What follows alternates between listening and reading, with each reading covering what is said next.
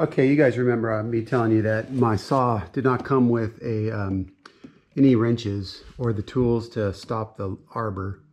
And when you take your blade off and all that stuff, you need it. So I wondered what they did. Now I did discover that I could use a long drill bit. That worked great. I was looking in my router drawer for something, and I came across my depth adjustment from above the table, 3/8 inch socket, and this is essentially for the Milwaukee. I have a couple of these guys that I never use, and I thought, man, that actually might be a really good thing to use. I'm not sure if the diameter is too small, but it seems pretty good. A hacksaw and put some clamps on and then hit it, and it took a little while to do this. That's with a brand new blade, and when I was done, man, this thing was hot. Oh wow, look at that. It actually split that. Wow. I was pressing so hard, I guess, that it actually, or maybe the heat. No, I don't know. That's weird. That is nice. So that locks it.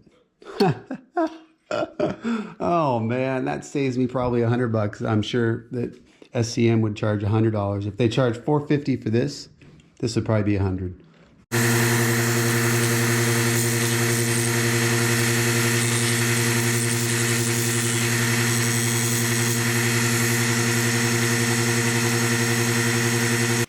All right, one of my greatest Craigslist finds, this thing here. I just never thought I would use it so much.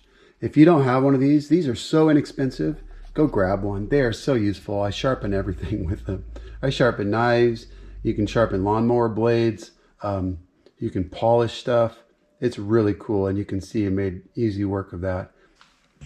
All right, well that's great. Very cool. Now it's not sharp, and it's very nice. And this guy needs to be polished.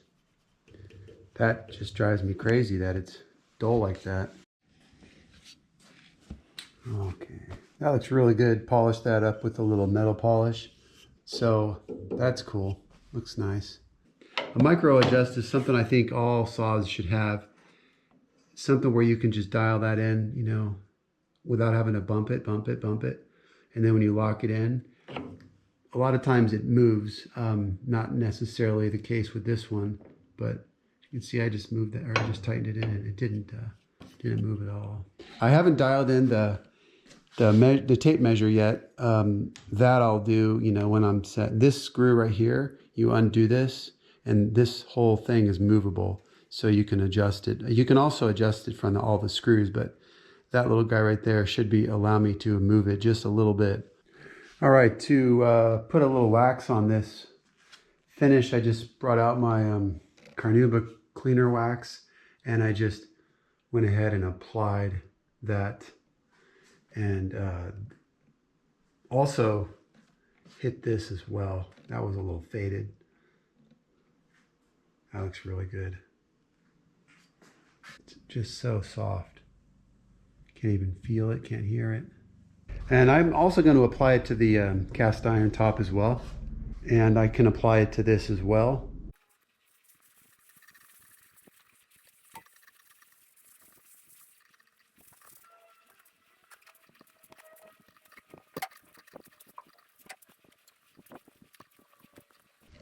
Oh, this is a nice plush towel for waxing.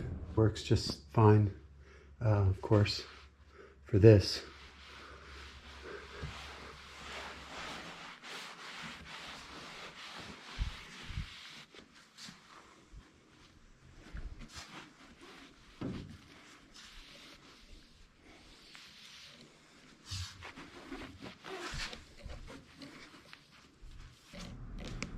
Beautiful. Yeah, that's slick.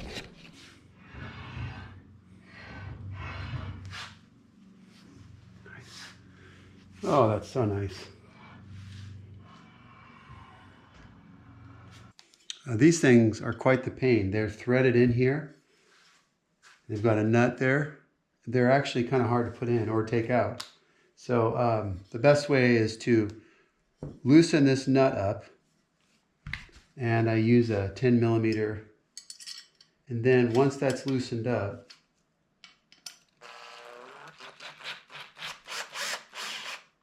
I just start one and let it start threading in.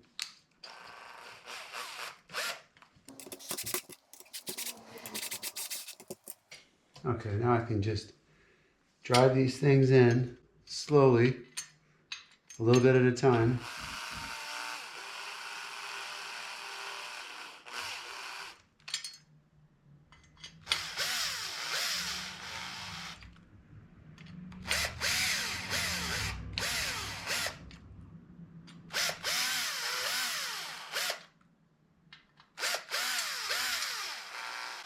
Now when it gets close to that end, I want to grab this,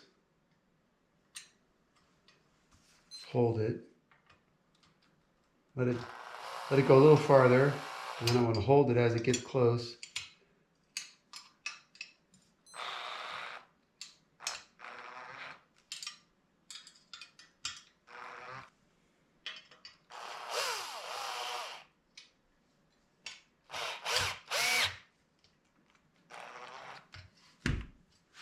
Things are weird. So, all in an effort to paint it. I could have masked this, but I would never have been able to get underneath, so sometimes you gotta take stuff off.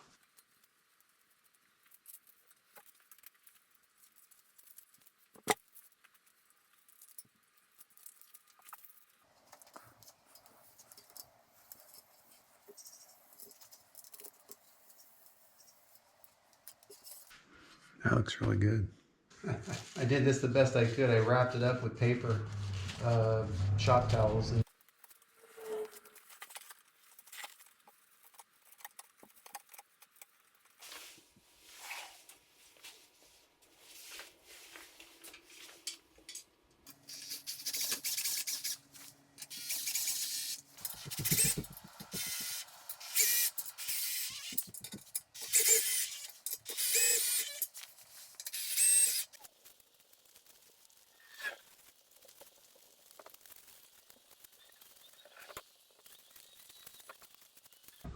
Okay, this seems really strange, but the next thing I'm going to do, I am going to get rid of this. I'm going to put this in the trailer because I'm going to have to make a new one for 12s. But in the meantime, I got to take this out. So I've got a lot of blades in here that are really good, sharpened and all that stuff. So just not a lot of room to get in there. This little case is really good. It's done a great job. I believe this is it. So as soon as this comes free, this is going to be...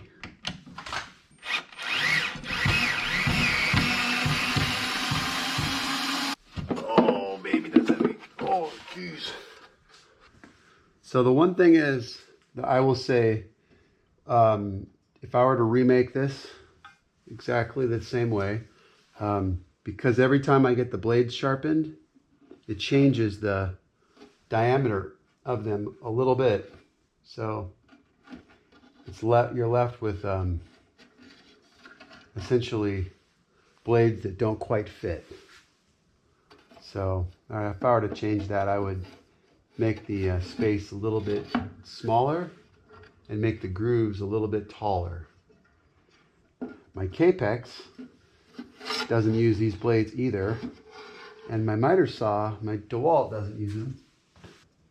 I do have my job site saws as well. Those use 10-inch blades.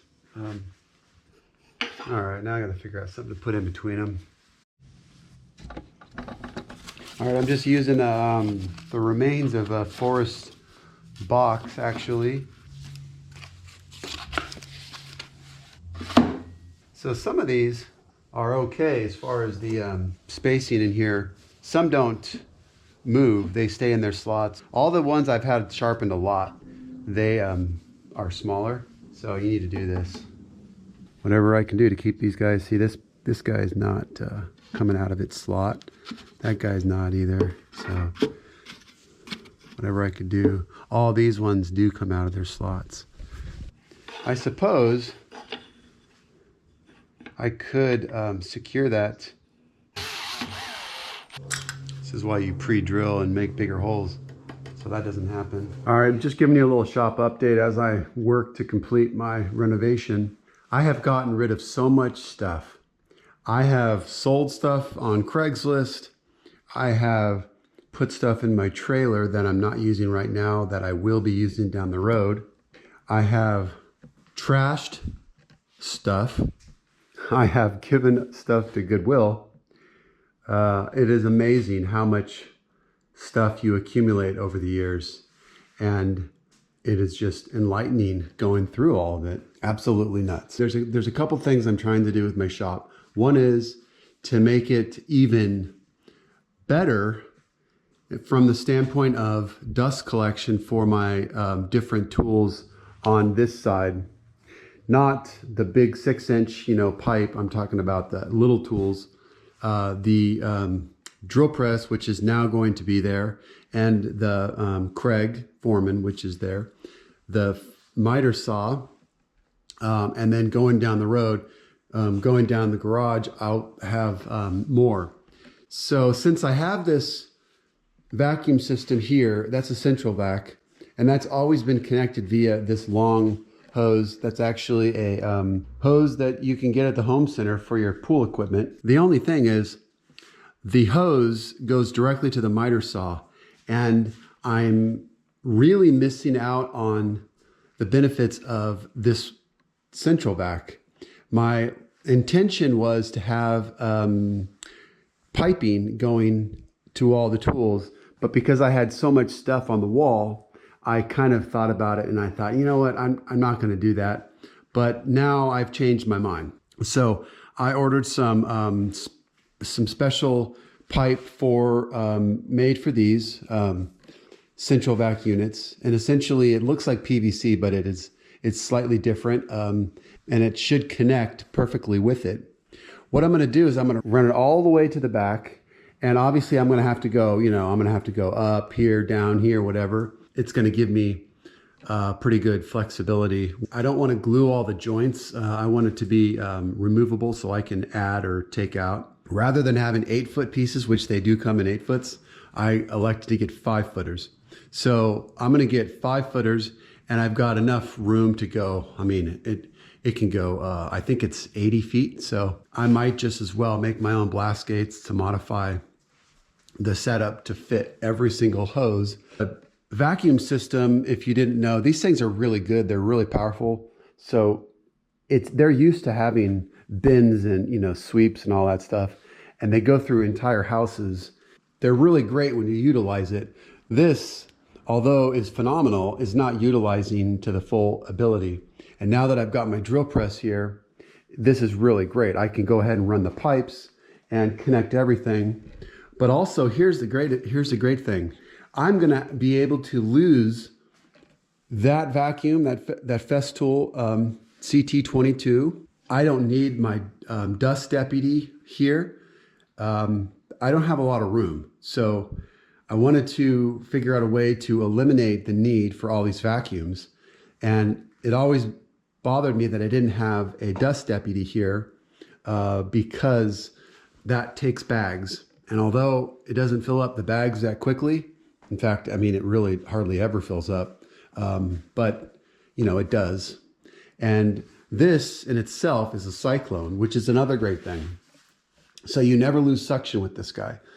So that bottom part comes down, you drop it out, dump it, put it back in. You never lose suction. That is one of the best things about that. Just in doing that, it's going to take a little bit of effort, and I'll document that and I'll show you how I'm doing it, but it's going to create a better environment because I'll just have one vacuum for everything, and I think it's going to work out great. I got rid of the big ladder, the 7-footer, because I'm going to be working over there more. And once you get into that corner over there, that ladder kind of was in my way, and that one is there just temporarily. But you can see, just opening that up just creates a lot more elbow room. So while I'm working in this area a little bit more than I was before, primarily I was working here, and then I have my drill press, and even the big bandsaw was over there, if you remember. So, I mean, things are changing in the shop, and it is essentially, you know, it's transforming all because of this guy. This is one of the reasons why I was really hesitant to buy one of these. Cost, clearly. Lack of data capability on the bigger saws. That's kind of changed. More saws have come out now with dado capability. So that's really cool. But again, cost and the whole idea of changing out your setup to accommodate this kind of just freaked me out. So that's still got to be dropped down. Once I drop it down, I'm just going to get to work. I got to build some stuff. And I just, you know, I wanted to kind of get pretty much a lot of this stuff cleaned up and dialed in before I started a job, because once you start the job, it's kind of hard to do anything, right? Except for build the job. I decided to sell. I have this listed on Craigslist. This guy here, I'm not using it. I thought I would use it, but now that I have a slider, I'm really not going to use it. So I'm going to go ahead and sell it. This is that MFT 800. So that's going to be probably gone soon. I've already been getting a bunch of calls on that guy. And although they're really nice, I'm sure I would, at some point, I'm sure I would use it, but it's just, you know, unnecessary, and somebody else probably would love it. So I'm selling it. But yeah, sweet. That was really simple. I just took my levels from here and I put them there, and that's going to give me more, you know, elbow room as I'm working again in this area here. And I've got all these bandsaw blades, and I was thinking to myself, I got to get some bandsaw blades for my 16-inch, because I'm going to use that. And all I've got is that wood slicer resaw blade. And I thought, why? Maybe I could take these, cut them, and then solder them back to 130-inch. Not necessarily the big monster ones, because the saw is only capable of handling I think it's a 1-inch blade max. I've got lots of blades all the way down to 3/16 in there too, I believe. And a lot of those are absolutely brand new. So what did I do? I went on YouTube and to see how to make bandsaw blades. And I came across some videos. Of course, there's videos on everything. So I'm going to grab some of those. I have 24 blades that came with that 24-inch bandsaw, or 25 blades or something. But this is pretty unsightly. I know when I put this in, I just said to myself, oh, I'll probably at some point in time paint this whole area, but I never did. And it's probably, I should probably paint this. There's so many like marks on the wall from just, you know, when we moved here. And then of course I put holes in everywhere in marks. So, I mean, look at that. It's expanding foam, insulation there, dribbled down. But yeah, I should probably put some kills on that wall or something. I don't know. I gotta clean up this wall. So I'm patching the holes. As you can see, I've started already. There's a million holes in here. This wall, just by patching the holes, it looks a million times better. And I'm gonna scrape off, try to smooth that up. I don't know what I'm gonna do about that. I guess I'm just gonna paint it. It really needs some serious like spackle. I mean, but then it's just, I'd rather just not look at it. So I'm not, this is not the interior of a house, guys. This is not gonna be some pro job. It's just gonna be cleaning up the wall, sanding it down a little bit.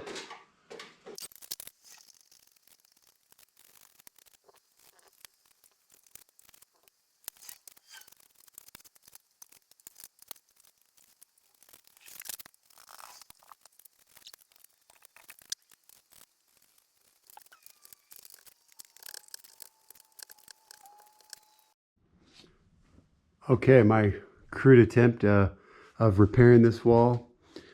I think it looks pretty good. I mean, I went ahead and took some spackle and just filled in the voids there, and I think it's gonna look a lot better no matter what. But all the holes, those are gonna look a lot better. The wall just in general. So wait a little while for my all my patches to fill and dry. after they dry, I'll go and sand them. All right, this area here that I'm going to be working in is a little bit darker than I would like. So I had a couple of lights that I had bought because I knew this was happening.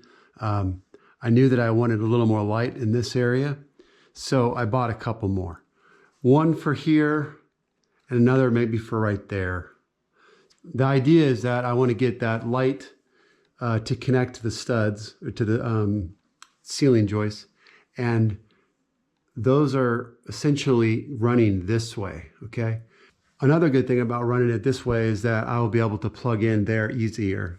What you do is you drill up in the ceiling and you put the screw in like that. So you find the spot, and you gotta be pretty exact. This is my screw. The kind of screws it comes with, unfortunately, aren't long enough. I have 2 layers of drywall in here. So double layer of drywall, and then there's framing. So I'm gonna set the laser up so that the line goes right there. Okay, with the laser line on the ceiling, I'm able to measure the distance. I believe it's 48 inches, and it's pretty easy to do. However, because it's on the ceiling, it's a little hard to do with the tape measure. I really should have just taken a stick of wood and done it, but I realized that once I get it on here, it's actually a little bit of a pain to get on, but once I get it on, I realized that although the line was straight, it wasn't parallel with my beam here. So I measured it, moved it over about 1 inch, and now it's parallel. Looks a lot better than being crooked. I feel like I've gotten lucky here. I went ahead and connected them there. 90-degree angle for the cord, wraps around the back side or the front, however you want to look at it. So I went down to that extension cord that's already there, and so I connected it right there. And all I have to do is take one of these little ties here and tighten that up right there. Oh man. Wow. Oh, this is great. Really nice. When I work on my cabinets here, I'll get light. When I work on them here, that is really great. And I still have one more to put in, and that's gonna, oh my God, look at that. I mean, it just like, it's highlighting that work area there. That is pretty sweet. Okay, well, almost forgot that I have to paint, so now I've done all this stuff. Okay, since I was doing all this stuff while the putty was drying, it's all ready to go. So I started off with a little sanding. I'm just using a sanding sponge, hitting the the wall and all the areas that I filled with putty, nail holes and screw holes, whatever. That area right next to the air conditioner as well. I went ahead and put as much putty as I could in the voids there. And it looks a lot better. Getting in these areas, I mean, this is just a pain. I am serious. I would love to just strip the wall of everything, but you can't. But just getting in that corner by the water heater is pretty tough. And, I'm trying to make sure that I do a decent job of cutting in. As this is going to be, if I make some mistakes here, it's going to show, right? So trying to do a good job, especially around the pipes and all the outlets. So I masked the outlets, and I'm just going around the pipe. It's a little bit away from the wall, the pipe, so I have a little bit of, freedom there. So that's okay. And I thought initially that I was just going to paint, part of the wall. And then I realized, no, I'm just going to paint the entire wall. And it's definitely going to be a better selection for me to do this than to just do like half the wall, because the white's never going to match and it's just not going to look right. So I might as well, I'm taking the time to do it, I might as well just do it. I left the speaker up here, and I could have taken it off, but I elected to keep it on, and basically because I was just, tired of taking stuff off the wall and, dealing with all this over here. It's just, it's kind of a pain. Hey, I feel for you guys, right? All the painters out there that do this stuff for a living, you have a lot of a lot of stuff you have to prep up for, you know what I mean? To get ready just to paint. It just takes so long. I also vacuumed the wall too when I was done sanding it. There's so much dust and cobwebs or whatever. The sanding dust and the cobwebs, it's good to get that off. So I vacuumed it all and got it as clean as I could get it. And then, I went almost through an entire quart just cutting in. This type of job, this is one of those things that I don't want to do, right? I mean, this is just a pain to move all this stuff out. And I mean, this is probably the easier wall of all of them in the shop. But it's too bad that I couldn't have painted before we moved into this house. It just wasn't in the cards. The timing wasn't right. So, you move in, you get set up in the shop, and you're just all of a sudden you're bang, bang. You just, so if you're setting up shop, do yourself a favor and get things cleaned up and painted before you move in, because once you do, it's just like, forget about it. Obviously the door could be painted, all that stuff. I'm not going to do that. I'm just going to clean it, because it's pretty dirty. But I went all the way to that wall, even though that's really hard to get back there. I was able to do that, but I need to paint that wall there. So cut that in. And again, I could keep going. I mean, where do you stop, right? I'm stopping in the corners right now. There's no way I'm painting those walls, right? I mean, that is just, that's just not going to happen. So this is going to have to be it. And this light is really great. I'm telling you, man, it makes a huge difference over here. So that's going to be really good. I've got this little extension deal here. This is actually a pretty cool little thing. This is not like real professional. I mean, my professional ones are great too, but for doing a small job like this is nice because it's compact, but yet it does extend a little bit, and it's enough for this space.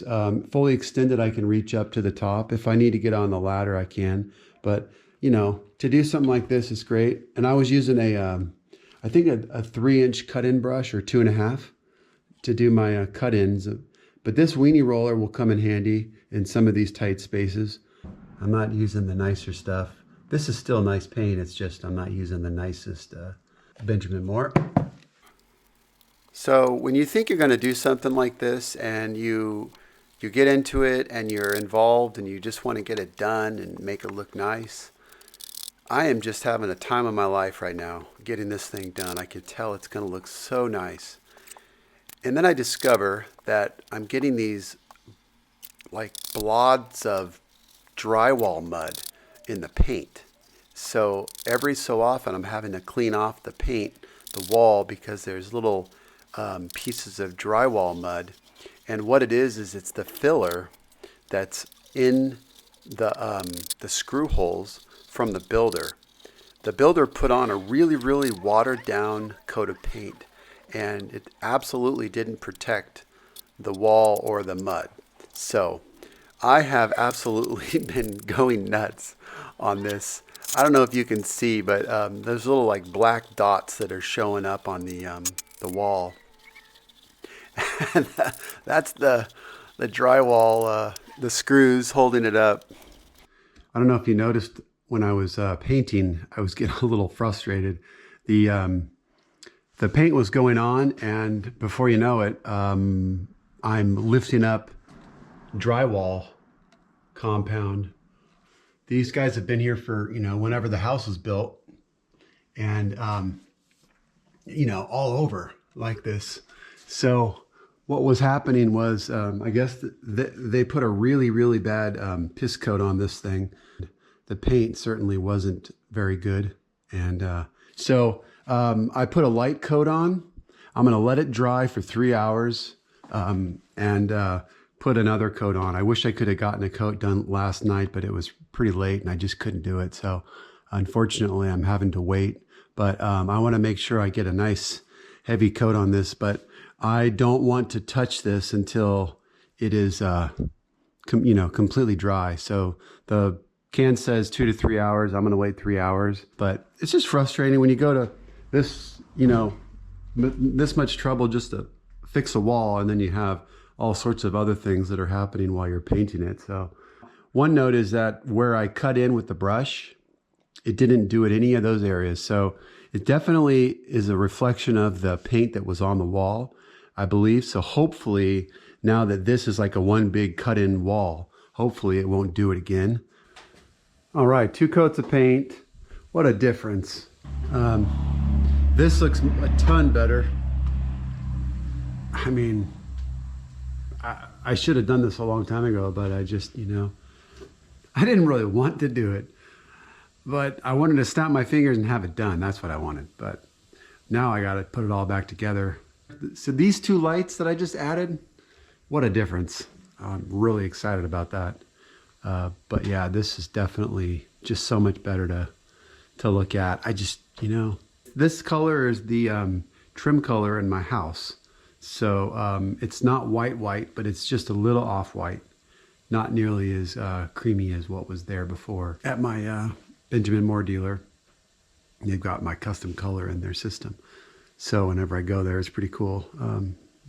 They just type it in and there you go. All right, I'm going through all these jigs that I've got for different cabinet members. And so this is when arched tops were really popular. This stack here has been hanging, and I'm trying to declutter as I go through my shop. And I took down all the jigs they were hanging right there, trying to clean this space up. In any case, you keep these jigs around until you don't need them anymore, but sometimes you just never know when you're going to need them. So this, I'm telling you, man, just changing out the lights, coupled lights, or adding new lights, and repainting this really brightens this whole area up. This is cool.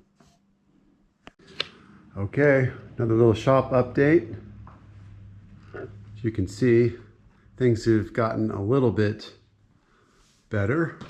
Clamps, same thing. Again, I'm not quite sure where I want them. So I probably am going to wait until I start doing work, and then I'll realize where I might want them. One update is I sold my big router station in Sanding Center, and the guy that bought it is from, he's moving his shop to Colorado, and he's thrilled to have it. And we loaded it in his truck, and man, that thing was a beast.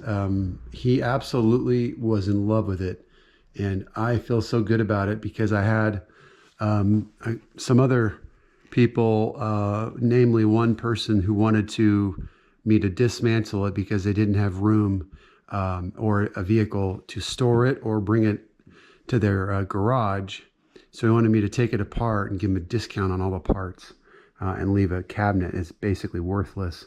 And I tried to explain to him that he's asking me to take a router table, custom made, and take all the elements off of it and somehow give him a discount on that. I don't really understand the thought there. But in any case, I'm glad that didn't happen. I'm glad I sold it to somebody who really saw the value in it. And he was just absolutely stunned. I sold it for such a good price, and he was so thrilled. So I was really happy. He was really happy. So there's no secondary router fence there. That's gone. And again, I'm going to be having that duct work coming through here shortly. But this whole area, just look at this, man. It's like there's just nothing in my shop. It's like, it feels so empty to me. And I know there is stuff, but just it really does feel like there's just not a lot of stuff.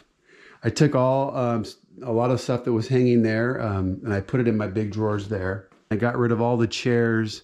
And I mean, although it's nice to have the chairs accessible, you know, obviously my bike's gone, just so much stuff that was there.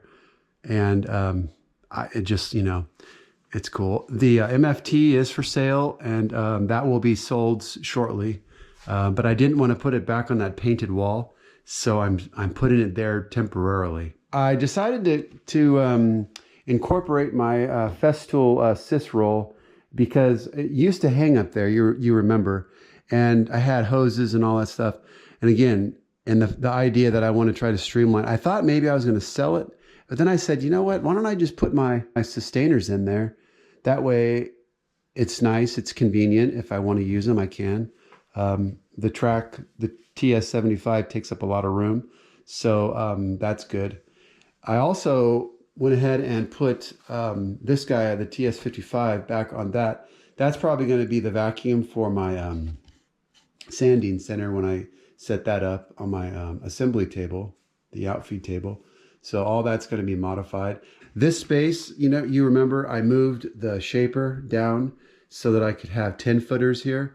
So when I start bringing in 10 footers for projects that are going to be coming up, I am going to be removing, I will be removing this guy here, part of it. I'm going to get a short bracket or cut that one. So I can slide these in. Only if I'm, working with 10 footers, I'll give myself that ability. And of course, that'll just move out of the way. So that's why the shapers moved, and it worked out great. So instead of having 3 shapers here, it works great just to have it perfectly like this.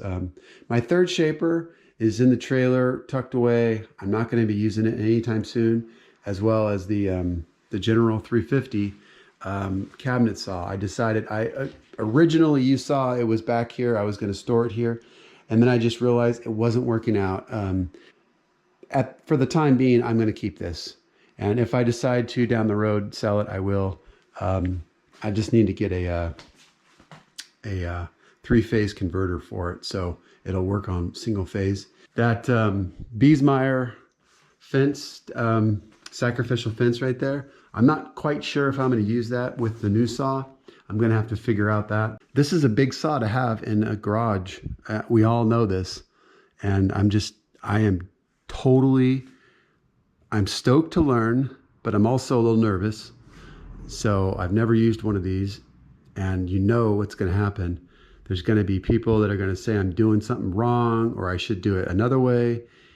I have trained myself on cabinet saws, and I understand I'm going to be doing stuff that may be a little bit different than some that have been trained on these. It's just going to take some time.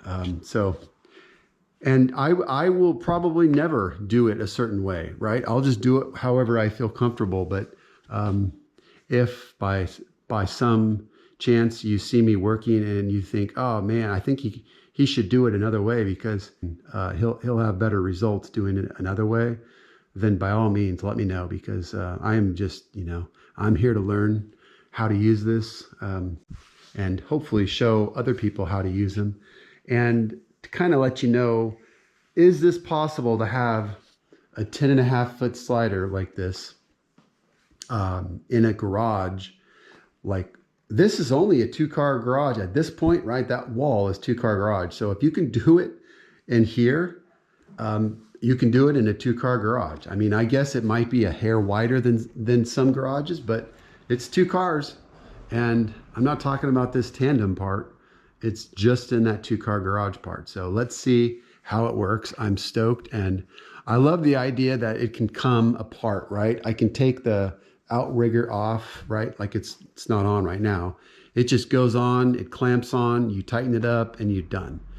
And so when I'm not using that, I need to have a spot to put that also.